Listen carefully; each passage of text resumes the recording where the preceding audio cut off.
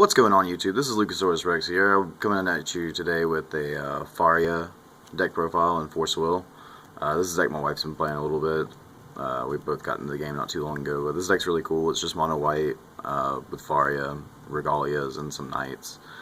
So the main gist of this deck is to drop a bunch of little dudes, swing in, and then use her God's Art to swing in again and engage game. So that's how this deck works. So that's what Faria does. She untaps all your dudes for once per game. She can untap all your dudes, and then you just swing again for the most part.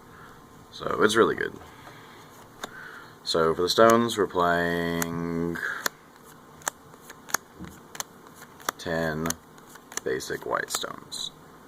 I would put a little red in here, but it's in the mail, and I would put an Almiris in here, but it's in the mail too. So as soon as those come, those will be in here. Keep that in mind. So it'll be 8 stones, 1 Almiris, and 1 Little Red the Pure Stone. But it's mono white other than that, so there's nothing else you need. So for the actual main deck, we're playing 2 Jean d'Arc. She is really good. I'd honestly consider bumping her up if I had more. But she basically says if you control 5 or more dudes, she's a 10-10, a 1-drop 10-10. That's just incredible for the most part. Abinusumi is really good. She just comes in and taps a dude. So if you have a problem dude on board, or they have a problem dude on board, you can tap it and just swing in past it. It's really good. It's just a good like late game play for the most part. I would honestly try to keep this one at 2 and bump this one up more. But this card for the most part is really strong. Playing 4 Pandora because her Awaken ability says you can pay 2 to play a Grim from your deck. So speaking of that, we play 4 Grim. He just gives all your dudes except for himself 2/2. So you make that.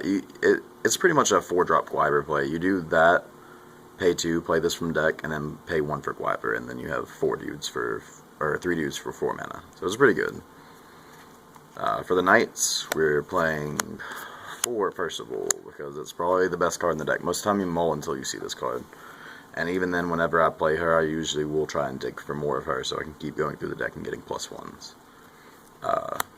4 Gawain, because not only does he tap anything whenever he attacks or blocks, but he also gives all your Knights a +2/+2 boost. So it's just a really strong card in general. It's a good turn 2 play. 4 Galahad. If I had more Jean d'Arcs, I'd probably cut 2 of these for them.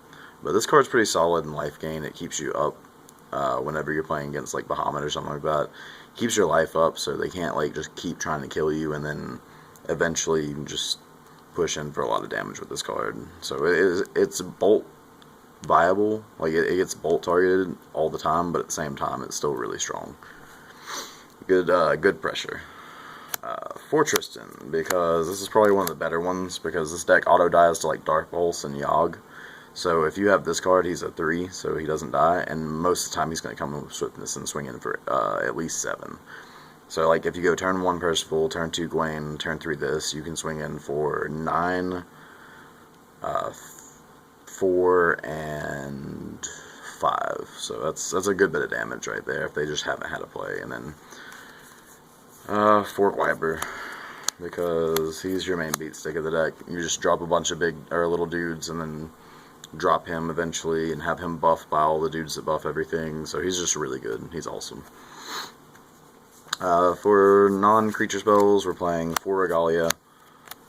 This one's just great. Makes your God's Art cost a buttload less, and it's great to keep up with everything when it comes to Faria.